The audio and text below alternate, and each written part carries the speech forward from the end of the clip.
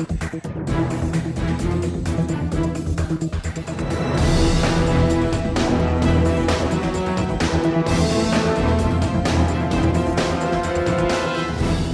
may not be able to stay to the end of the presentation. I'm going to conclude by saying that continuing professional development, it is a reality here in Sudan and overseas, and it is here to stay. What is continuing professional development? It is a means by which members of a profession maintain their knowledge, skills, attitude, and they develop qualities in their professional life to avoid this happening. We have shortage in skills, labor, and this. By having this activity, we're going to have all the time expert, skillful, knowledgeable, and scholars available all the time. It is a conscious update of the profession, knowledge, skills, and attitude. It is the improvement of the professional competence, and this is very important, throughout our life career, from graduation till retirement. It is a commitment of being a profession, and it is a commitment to be updated all the time in what is happening in the field. It is a continuous seeking improvement, development, and this is very important and vital. In 1996, they produced a definition for continuing professional development, and that is a systematic maintenance, improvement, and broadening of three important things: the skills, the knowledge, and development of certain personal qualities. And that is important and necessary to execute our professional and technical duties throughout our career and life. It is a key for updating the personal and the career opportunities to improve and to develop. In 1998, the Chief Medical Officer in UK produced a very clear definition for continuing medical education, which is different from continuing professional development. The definition was, or still, a process of long life learning for all individuals and teams, which enable professionals to expand and to fulfill their potentials. Eventually, that will meet the needs of the patient and to deliver health and healthcare priorities to the national healthcare in UK. It is important to differentiate between continuing medical education and continuing professional development.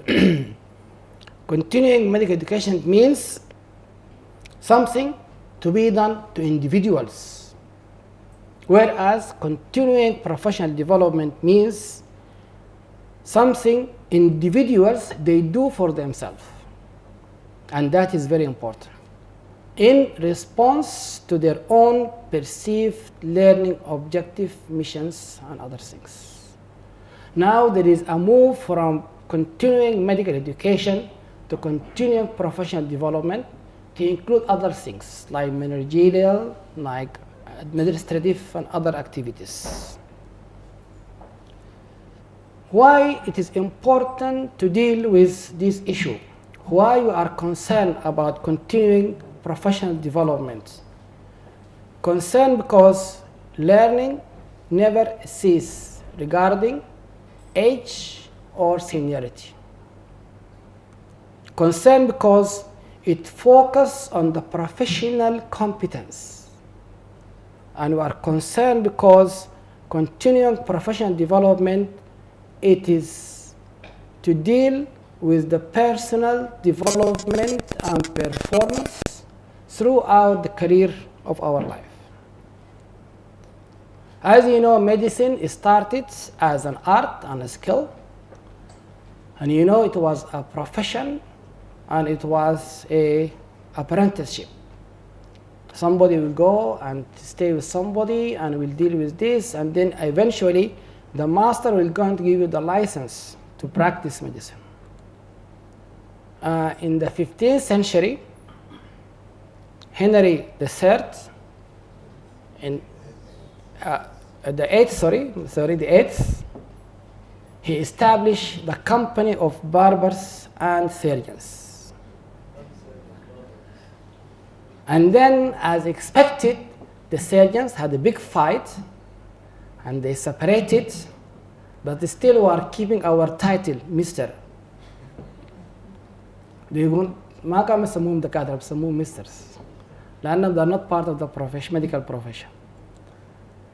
However, then it started to be medicine, it started to be science and skills, and then came the royal colleges, physicians, surgeons, and getting the diploma of the royal college was the end of a lot of hassles. Getting this means you enter a new era, and you can see here one of the very professional surgeons. His example of professionalism, that was the late Professor Abdul, and beside him was Mr. Hussein Abu Saleh, and then Mr. Quresh. I'm not sure the third one. But after you get the diploma, you will enter a club of the consultants. You start to change your language. You start to change your behavior. You said, in my experience, in my books, and a lot of these things was very important that time. Things start to get more complicated, and now we have certificate for completion of higher training. You spend about 5 years after the diploma of the fellowship, and then you start to have looking for jobs as a consultant. So things are getting now a bit difficult.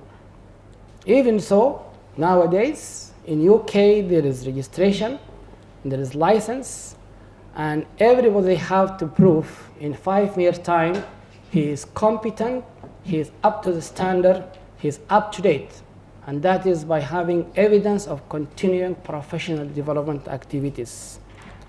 Things even getting worse in the state, and you have recertification after 5 years.